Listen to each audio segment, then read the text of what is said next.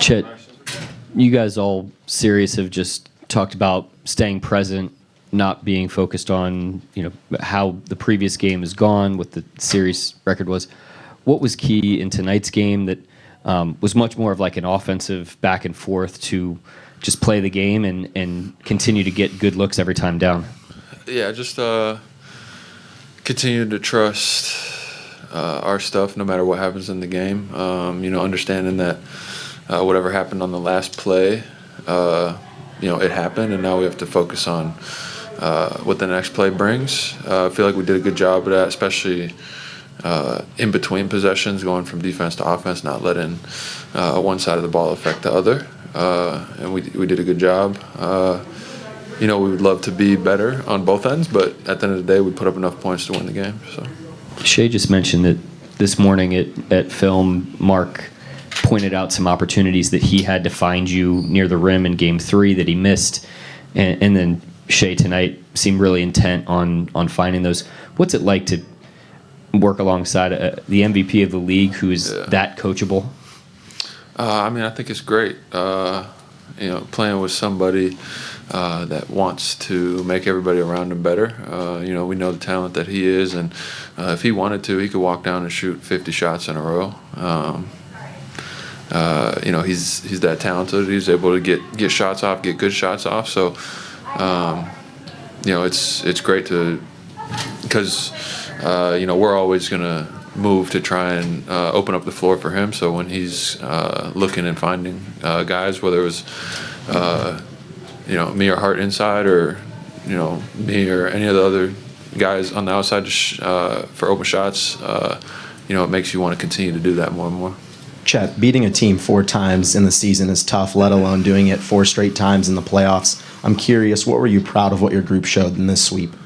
Yeah, kind of like what I said at first was no matter what happened, not being rattled by the last possession. They're a good team. They made runs. The games were competitive. They're well coached. So they gave us different looks, threw different things at us, and we adjusted well, stuck together, stayed confident in our stuff, and made enough plays. Shea was just talking about AJ. Just what did you kind of see out of him, and comfort-wise out there tonight, and just confidence-wise as well? I feel like tonight as well as Game 3 were very similar. We saw the ball go in a little bit more tonight, but he was just as impactful, whether the ball goes in or not, running the offense, getting good shots for us, and then he does amazing things for us on defense too. I just tell him, he's going to do it anyways, but I just tell him, live in the paint, get to the rim, get fouled. He's really good at it. And, we saw that tonight. And then, he bang in a couple of threes, and he has a pretty nice night. Chet, Shea mentioned in film session and at shoot-around, it was pointed out that he missed you on a few occasions last game, missed you for dunks or layups, and he obviously was pretty excited to connect with you on some of those tonight. What does it say that an MVP is that coachable? And then, were you glad that he was called out for missing you open? Yeah, I wouldn't necessarily say called out. It's not like he was chewed out. It was just kind of like, helping everybody have a general awareness. Because I don't think it was just him that it was pointed out to. I think he was just having a general awareness that, if they're gonna play small like they did, and they're gonna try and help at the rim, those plays are gonna be open, whether it's for me or for Hart, whoever it's gonna be, and the more you punish them for that, the more they can't play small, or they can't help up, and then it's like if they're worried about you throwing the lob, you're gonna get a layup. So I think it's Shea having a great awareness and understanding of keeping defenses honest, and that was a way he was kind of told how to do that, and then him being receptive to those things and going out and executing it, which I think he did an amazing job tonight. He was just as amazing the other night, and it leads to wins. So yeah, Chet, after championship teams win the championship, typically they lose a little bit of that urgency that they, had when they won that first championship. That's not been the case with you guys. Who's kind of like, I guess, holding you guys accountable in the locker room? And what, I guess, who's holding who accountable in the locker room when it comes to that? Just kind of making sure that you guys don't lose that sense of urgency. I think there's a general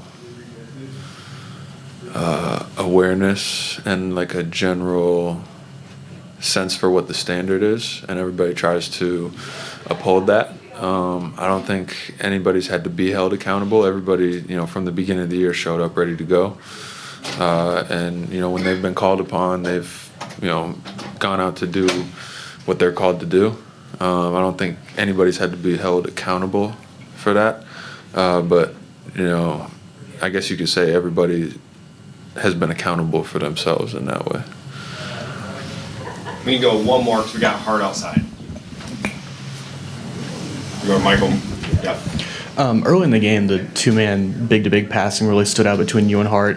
And Mark was saying this time last year, just because of the amount of minutes, that you guys probably would have had to downsize against a good shooting lineup like this where they can really move the ball.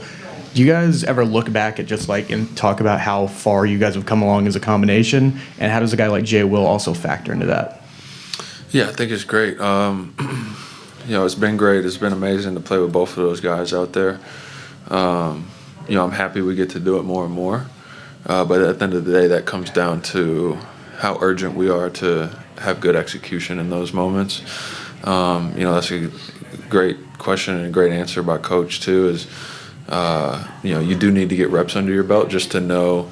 Because at the end of the day, when you throw that out there, you don't know what the other team's response to it is going to be until you do it. You know what I'm saying? So you kind of just have to learn as things go. And then we also played a team that had personnel, I guess, that made them kind of go in the complete opposite direction and, get smaller and smaller against it. So, we're going to see different teams match up in different ways. Some teams are going to try and match up with us big. Some teams are going to try and go smaller and play with more pace and, try to open up the floor that way. But, I think we've seen a lot of what we can see at this point, and now it's just about going out, executing, and playing hard enough to get our stuff in.